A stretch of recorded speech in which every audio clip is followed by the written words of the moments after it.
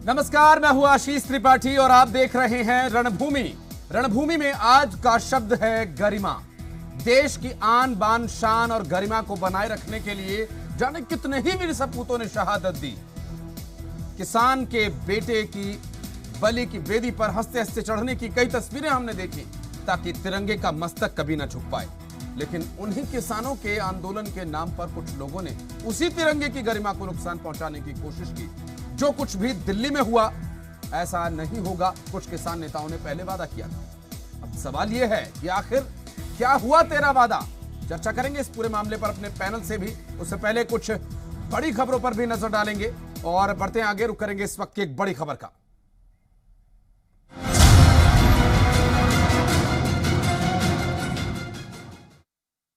और इस वक्त की बड़ी खबर आपको बता दें कि जहां किसान आंदोलन को लेकर परेड के नाम पर हुई हिंसा के बाद कुछ किसान नेताओं की तरफ से बड़े बयान सामने आए, उस पर नजर डालेंगे। भारतीय किसान यूनियन भानुगुट की प्रेस कॉन्फ्रेंस में कहा गया कि लाल किले पर किसी तरह की हिंसा बर्दाश्त नहीं। भारतीय किसान यूनियन भानुगुट ने आंदोलन खत्म करने का ऐलान किया। राकेश टिकैत ने रूट बदलवाया, यह आरोप लगाए गए। दरअसल बीकेयू भानुगुट के किसान सदस्यों को धरना खत्म करने के निर्देश दिए गए। मैं ना गलत करता हूं और ना कभी करूंगा। ठाकुर भानु प्रताप सिंह ने इस पूरे मामले में अपनी राय रखते हुए प्रेस कॉन्फ्रेंस के दौरान अपना पक्ष रखते हुए इन बातों का जिक्र किया। आपको बता दें कि राकेश टिकैत ने रूट बदलवाया, उन्होंने कहा, आरोप लगाया। और इस दौरान क्या कुछ उन्होंने कहा, यह भी सुनिए।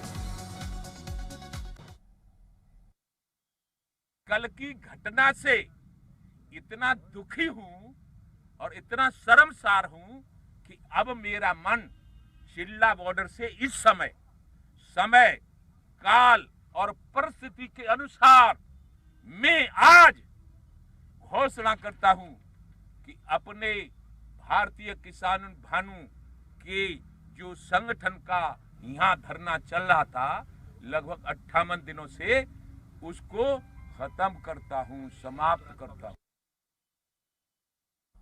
और किसान नेता वीएम सिंह आंदोलन वापस लेने का ऐलान कर चुके हैं। 2 किसान गुटों ने आंदोलन खत्म करने का ऐलान किया। राष्ट्रीय किसान मजदूर संगठन का भी आंदोलन खत्म करने का ऐलान। आंदोलन आगे नहीं बढ़ाएंगे, हिंसा करने वालों पर कार्रवाई हो और ऐसे आंदोलन नहीं चलते, लोगों को पिटवाने नहीं आए। उन लोगों के साथ आज हम बैठ के आगे आंदोलन नहीं चला सकते जिनकी दिशा अलग हो, जिनकी दिशा अपनी हो, मुद्दों के साथ ना हो। मुझे बता देना, राकेश टिकैत 5-6 मीटिंगों में गए, उन्होंने उत्तर प्रदेश के गन्ना किसानों की बात एक बार भी उठाई? रेट की उठाई, पुरानी पेमेंट की उठाई, 1.5 गुना लागत के दाम में कॉन्ट्रैक्ट फार्मिंग में उठाई? किस चीज में उठाई? धान का रेट की बात करी? किसकी बात करी? और हम केवल यहां से सपोर्ट देते रहे और वहां पर कोई नेता बनते रहे, वो हमारा काम नहीं है आज। इसलिए बड़े दर्द के साथ मैं कहना चाहता हूं, आंदोलन खड़ा करने का काम 26-27 में दिल्ली लाने का काम वीएम सिंह का था। 27 अक्टूबर को भी मैंने, जब पंजाब के लोग दिल्ली लेके आए थे, प्रेस कॉन्फ्रेंस की थी और मैंने कहा था कि हम सब मिलकर करेंगे 2 दिन का ये आंदोलन। पर इसलिए नहीं आए थे कि देश को, अपने आप को 26 जनवरी को सबको बदनाम करने का काम हमने किया, इसलिए हम नहीं आए थे यहां पर।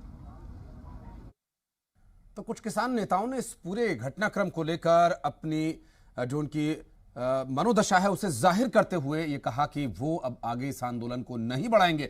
बहरहाल कल क्या कुछ हुआ और उसके बाद अब किसान नेताओं का क्या स्टैंड है, कुछ किसान नेता क्या कह रहे हैं, कुछ किसान नेता कुछ और अपना वक्तव्य रख रहे हैं, इन सभी विषयों पर चर्चा करेंगे। पहले इस रिपोर्ट पर नजर डालते हैं।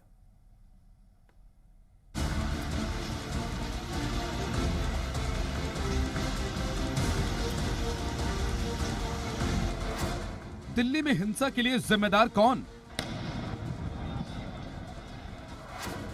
क्या हिंसा पर माफी मांगेंगे किसान नेता?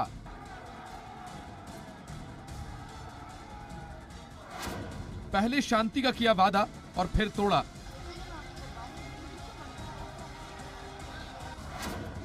शांति का वादा किसने तोड़ा? तिरंगे के अपमान और देश की गरिमा को नुकसान।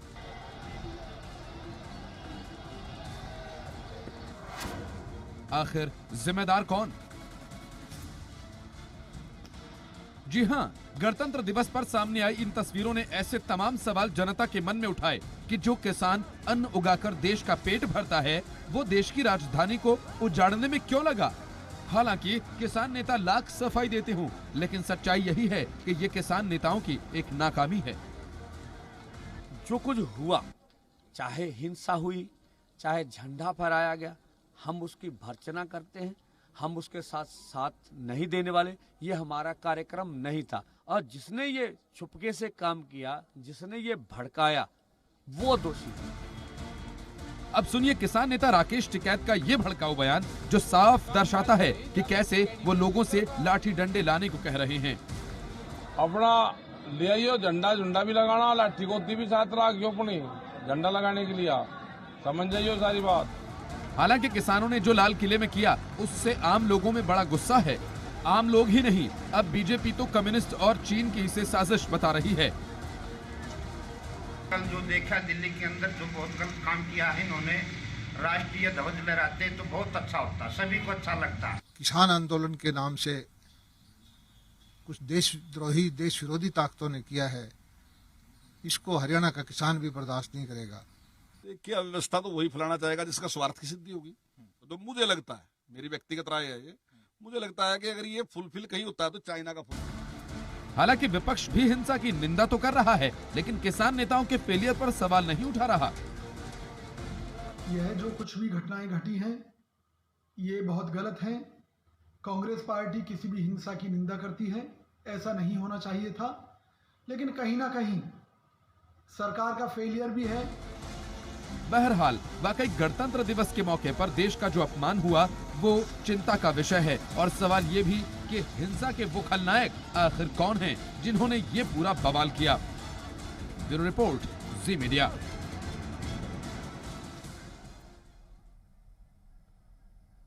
चर्चा करेंगे, हमारे साथ खास मेहमानों का पैनल है। शमशेर सिंह जी हमारे साथ किसान नेता हैं। शमशेर सिंह जी बहुत स्वागत है। रमन मलिक साहब हमारे साथ हैं। रमन जी बहुत बहुत स्वागत है आपका।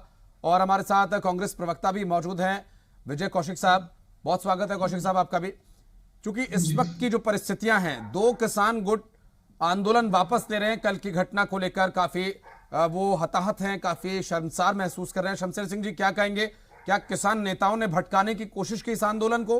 क्या साजिश रही या क्या हुआ आखिर जो ये सब कुछ देखने को मिला?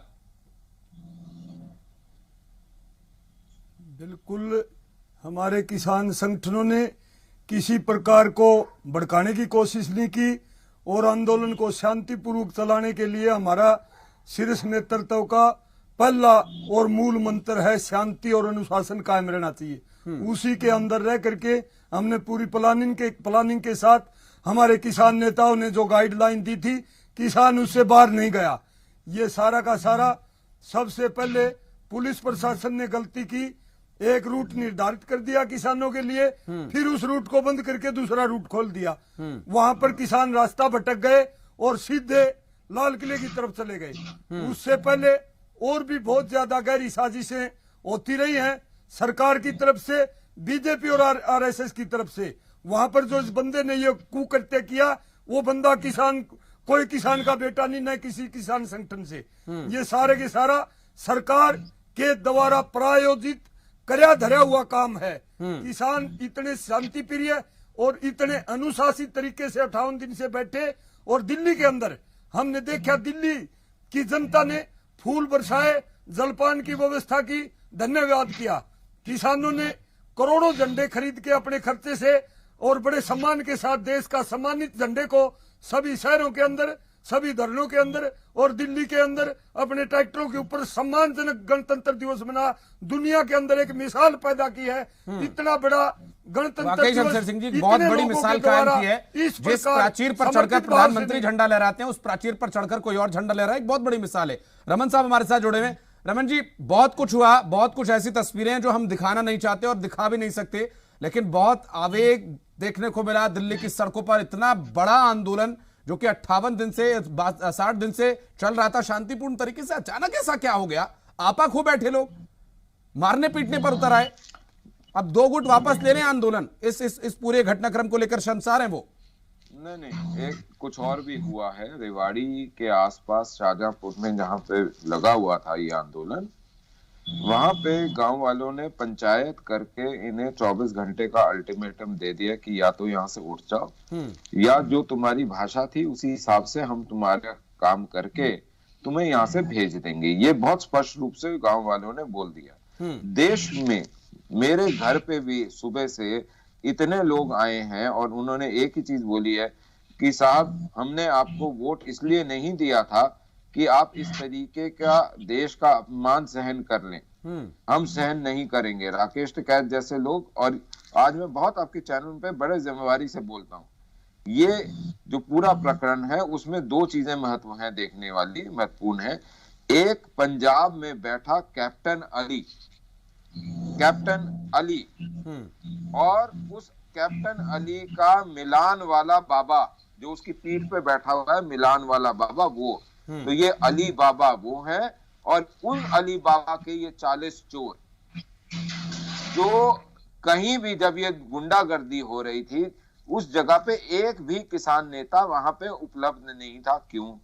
आज रज्जोवाल का एक वीडियो आता है, वो बोलते हैं कि जी मैंने इसलिए अध्यक्षता नहीं करी कि हरियाणा के ये जो लोग हैं इन्होंने जाट आंदोलन बर्बाद करा था, ये हमारा आंदोलन बर्बाद कर देंगे। ये क्या दर्शाता है? या महेंद्र सिंह टिकैत के वंशज राकेश टिकैत जो है वो ये बोले कि अपना गोला लाठी सब ले आओ और इनका झंडा डंडा ले आना, कल जो करना है वो तुम कहाँ जाना है ये आपको पता है। मैं ये आज समझना चाहता हूँ कि जो कांग्रेस के जो सीनियर अपना एक सांसद हैं बिट्टू जी, उनका 30 या 31 तारीख का बयान है। वो बोलते हैं कि जी 1 तारीख से स्ट्रैटेजी बदल जाएगी, खून की नदियां बह जाएंगी, लाशों के ढेर लग जाएंगे। ये क्या दर्शा रहा है? ये दर्शाता है कि जो एग्रीमेंट, और ये मैं बड़ा डर के बोल रहा हूं कि जो एग्रीमेंट 2008 का था मोदी से, ठीक है, ये चीज आपने बिल्कुल सही उठाई, लेकिन जो लोग आपके पास शिकायत लेकर आ रहे हैं रमेश साहब, उस पर भी आप विचार कीजिएगा, चूंकि सरकार को इंटेलिजेंस की तरफ से जानकारी थी। मैं उस पर भी बोल रहा हूँ जी, मैं उस पर भी बोल रहा हूँ। तो ये जो एग्रीमेंट वाले लोग हैं ना जी, उनके ऊपर दबाव है कि किसी भी प्रकार से करो। क्यों? उसका लॉजिक भी दे रहा हूं। उसका लॉजिक ये है साहब कि जब चीन से इंडस्ट्री उठेगी तो वो भारत जाएगी, अगर भारत जाएगी और वहां पे शांतिपूर्ण माहौल नहीं है तो भारत नहीं जाएगी। इसलिए ये फर्क पड़ता है। और एमओयू जिसने करा उसको इसलिए फर्क पड़ता है कि एमओयू करने के बाद वो गुलाम बन गया, और वो गुलाम को मालिक से डंडा पड़ता है तो वो रोता है। अब आप जो मेरे पर बात करी, मैं उसका जवाब दे रहा हूं। अभी मैं जो रिपोर्टें मेरे को आ रही हैं, दिल्ली पुलिस ने विभिन्न धाराओं के ना, और राकेश टिकैत जैसे आदमी के ऊपर 307 की धारा लगा दी गई है। मैं आपको एक चीज स्पष्ट रूप से बोलता हूं कि कल जो हुआ, कल गणतंत्र दिवस के दिन वर्दी को घायल करा गया, वर्दी को अपमानित करा गया, उससे ज्यादा देश के ऊपर देश के झंडे को अपमानित करा गया। उसके अलावा एक सेकुलर देश के ऊपर, जहां झंडा सेकुलर देश का फैलना चाहिए, वहां पे एक पंथ विशेष का झंडा फहराया गया। ये दिखाने के लिए जो कनाडा में बैठे हैं इनके मालिक, जो दिल्ली में सरकार चलाते हैं उनके मालिक कनाडा में बैठे हैं, उनको खुश कर सकें, और फिर वहां पे करा। और वैसे ही चिट्ठी आई थी कि अगर कोई झंडा इन 2-4 जगह पे फहरा दिया जाए तो उसको $2.5 लाख मिलेंगे। तो ये सारी जब कड़ियां आप जोड़ते हैं तो ये सामने आता है कि मिलान वाला बाबा और दिल्ली वाला नौटंकी दोनों इकट्ठे होकर देश को बर्बाद करने की ऐसी सारी की सारी साजिशें जो हैं उनमें संलिप्त पाए जाएंगे, और देश की जनता भी आज ये मान चुकी है। विजय कौशिक साहब हमारे साथ कांग्रेस से जुड़े हैं। विजय जी, आंदोलन को बहुत बड़ा नुकसान हुआ, ये जो कुछ भी दिल्ली में हुआ ट्रैक्टर परेड के नाम पर, आखिर कौन लोग थे, ये कैसे थे, क्या इनकी मंशा थी, ये तो बहरहाल जांच का विषय है, लेकिन क्या कहेंगे आप इस पर? देखिए, सबसे पहले तो मैं भाजपा प्रवक्ता को बधाई देता हूं कि जिस तरह की कहानियां गढ़ रहे हैं, ये केवल समाज को तोड़ने का काम कर रहे हैं और इनकी मंशा सफल नहीं होगी। इसलिए मैं ये कहता हूं कि इस तरह की जो झूठी राजनीति है वो भाजपा के लोगों को बंद कर देनी चाहिए। मैं ये कहता हूं कि अगर खजाने की रक्षा जो चौकीदार ना कर पाए वो कैसा चौकीदार है? जो किसान हैं, किसानों को रैली निकालने की अनुमति दी गई, किसानों को इंडिया गेट की तरफ क्यों नहीं बढ़ने दिया गया? क्योंकि सरकार चाहती थी कि आंदोलन को लेकर ये लोग लाल किले पहुंचे, लाल किले तक उनको आसानी से पहुंच किया गया। इस तरह के उपकरण को अगर कराया जाता है लाल किले में तो सरकार की है, सरकार दोषी है। सारे किसान संगठन खुलकर कह चुके हैं कि उनका इसमें कोई रोल नहीं है। सरकार आयोग गठित कर दे, इस मामले में निष्पक्ष जांच कराए, जो लोग दोषी हैं उनके सारे किसान करने की कोशिश है। आपको मालूम है महात्मा गांधी ने भी अपना आंदोलन वापस लिया था चोरा चोरी कांड के बाद में। तो इससे ये किसान आंदोलन थमने वाला नहीं है। मैं मलिक जी को ये बता देना चाहता हूं आपके चैनल के माध्यम से कि अगर भाजपा खुश हो रही हो तो ये आंदोलन थमने वाला नहीं है किसानों का। मलिक साहब, आपकी जानकारी के लिए अलग अलग जगह आपकी जानकारी के लिए पंचायतें, गांव की पंचायतें उन एरियाज की इकट्ठी हो गई हैं, लामबंद हो गई हैं और उन्होंने उन्हें अल्टीमेटम देना शुरू कर दिया कि यहां से अपना तामझाम उठाओ और भाग जाओ। वो अंग्रेजों की दूसरी चीज की नीति कर रहे हैं ना। अरे आपकी साजिश है ना। कौशिक जी सुनो कौशिक जी सुनो, मैं बताता हूँ। अगर इतना ही दम है ना आप में या आपके राहुल गांधी में, अपने घर जाके बिठवाओ, राहुल गांधी के घर बिठवा के दिखाओ इन्हें, फिर पता लगेगा। और दूसरी चीज मैं आपको बता दूं, अभी अरे सुनो फजूल की बात मत करो, अभी सुनो।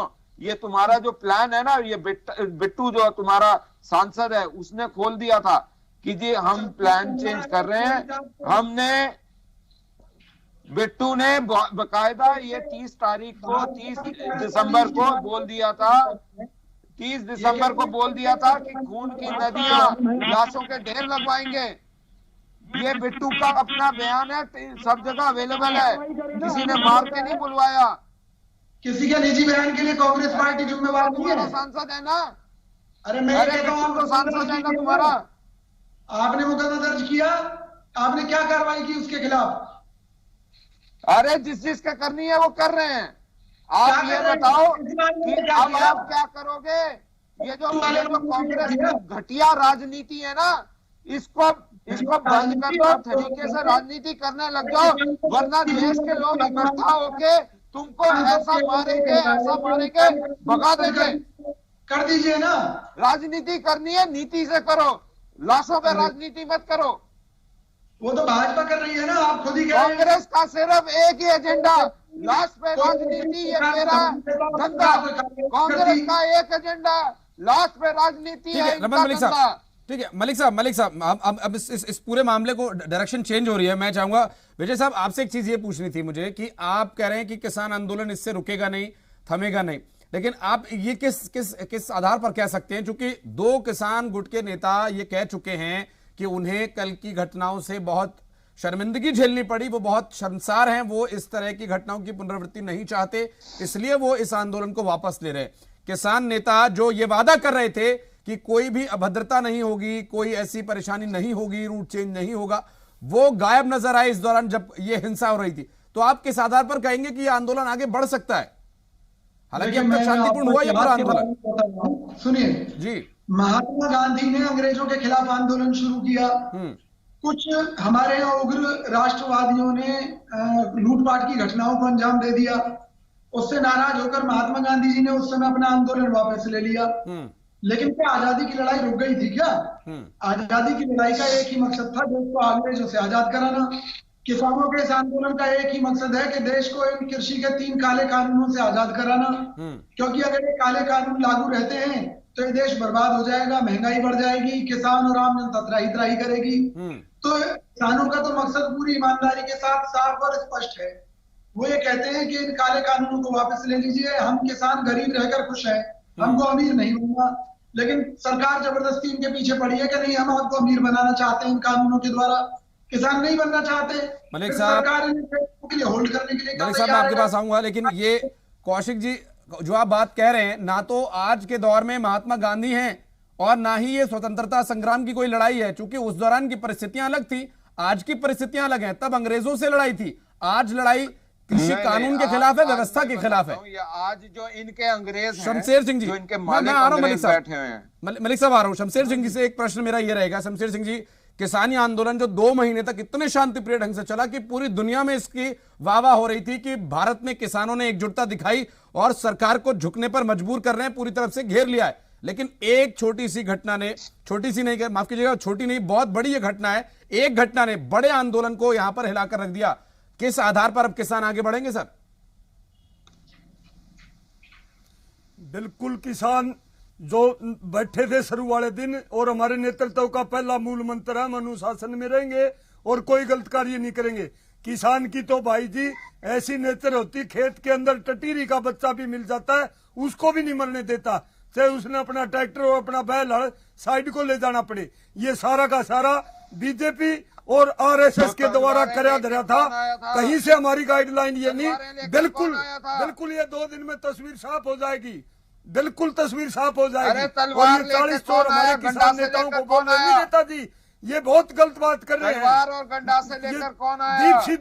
दीप सिद्धू बीजेपी का, आरएसएस का वर्कर है ये, सनी देओल का बहुत अच्छी बात, इंचार्ज था इलेक्शन का, आपने करवाया ये सारा का सारा।